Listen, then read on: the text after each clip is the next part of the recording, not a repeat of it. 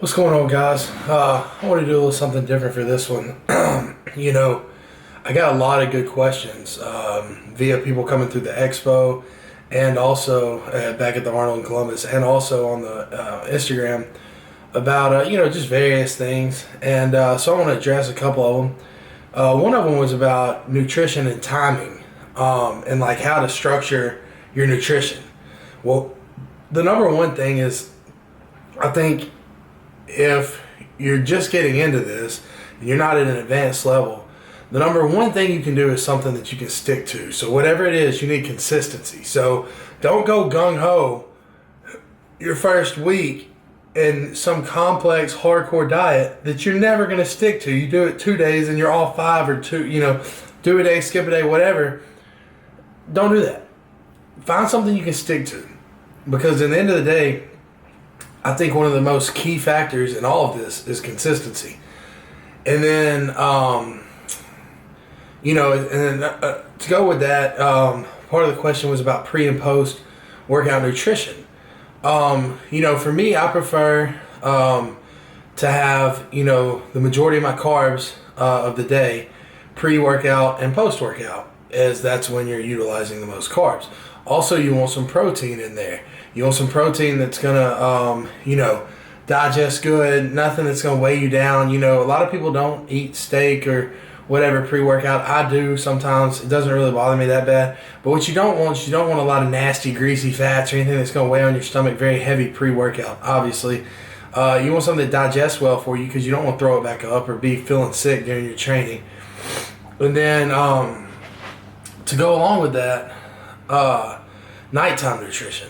Now, nighttime is when you want something a little slower digesting, maybe a little fat, something that's going to kind of slow the metabolism down while you're sleeping. Even in the diet, you don't want to just ramp away at night. You need something that's going to sustain your body through the night while you sleep, because you're not going to eat for, 6, 7, 8, 10 hours, depending on how long you sleep and, how long it takes you to get your first meal and etc.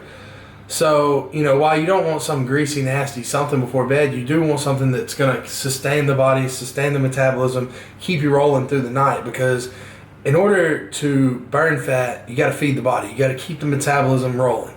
So, because once the metabolism gets rolling, you'll really notice a difference, I think. Once you get that consistency of healthy foods, that's when all the benefits that you're looking for are going to really come in. Another one was an interesting question I saw. A lady asked me, basically, how did I handle people that were approaching me to be a friend or to be associated with me simply due to the recent success I found. And to be honest with you, that's why I don't have a lot of new friends. I keep a small circle and I keep an honest circle. And, if you're in it, you're in it. And if you're not, you're probably not getting in it. I'm at the point in my life now where, I'm not objecting to having new friends, but I am very skeptical of people because I've been burned a few times. And then also part of that question was, how do you handle, people that, to your face, they act like they want to see you succeed, but then, later come to find out maybe they wanted to sabotage you, or maybe they didn't want you to succeed, or maybe they don't like you at all and they have very negative things to say about you and you hear about that later. That's life. That's life in every aspect. I don't care what you do. I don't care who you are. I don't care what kind of job you got, what kind of life you got, what you do with your life. That's just life. And then another one of the questions was about, when traveling, how do I stay consistent with things? It's very difficult. I'm not fortunate enough to have somebody that travels with me. I'm not fortunate enough to have somebody that comes with me to these things and to help me. It was very difficult in Columbus. To be honest with you, I think I would have looked a little bit better if I would have had help.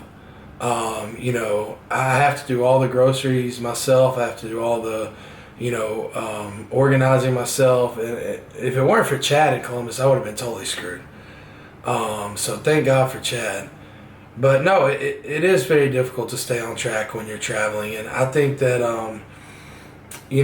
once again, you got to look at the big picture. And You know, say you're catching a flight and your meals, you missed a meal by 2 or 3 hours. It's just part of it. You know, you got to do the best you can and just, you know, really keep the great picture in mind. You need to get all your meals in every day. You need to get whatever macros you've set for that day in, and you need to get your training and cardio in. So you need to knock out those basics. And sometimes it sucks because you got to get out for a 12-hour flight and go train and then go find food and then go do this and do that. You know, and in my case, you know, I don't have a team. I don't have people that help me do all this. So it's very difficult to do the things I need to do as far as physically for the show, and then do the things I also need to do as far as preparing, you know, the food, etc. Now over here in New Zealand, Mo has been a dream. You know, he's helping me with my meals, helping me with transportation, etc. Everybody here has been very friendly. But at the same time, it is very hard. So, you know, that's something to consider. And actually last year, you know, I really learned my lesson in Spain because while I did have help with me then, I had no idea how to travel internationally. You know, some things I've learned from the flights or from, you know, the long flights and stuff, some things I learned that I'll share with you. You got to keep your water up. You know, when you're on that flight, you got to keep drinking water. You got to keep your water intake up. Because if you don't, especially if you had anything to eat that you shouldn't after the previous show, if you're doing back-to-back shows, it can really hurt you. You know, so you got to keep the body flushing with water. Number two, obviously you got to avoid the sodium in the junk food. You know, that was something after the Olympia last year. I ate a lot of food and probably didn't drink as much water as I should, and it was just a bad combination. It made Spain very difficult to prepare for. This time around, I've learned my lesson, and hopefully with the help of Chad and, you know, my previous experience, lesson learned, we'll do better. But yeah, so that's just a few questions, you know, people I see on the Instagram and stuff. So I just want to share that with you guys. It is Friday before the show. It's 3:10 p.m. over here. So I've got about 26, you know, ish, or 20, you know, 28, 30 hours before the show. So we've started adding carbs back in slowly. Water's still flushing good. And hopefully, I really think that this is going to be a good package that I'm going to bring to the stage. I don't plan on losing much from Columbus. If anything, I hope to gain a little crispness. But we'll see. You know, the name of this game, man, is it's hard. It's hard because, you know, I haven't done many shows. I'm young. I've gained so much weight in between each show.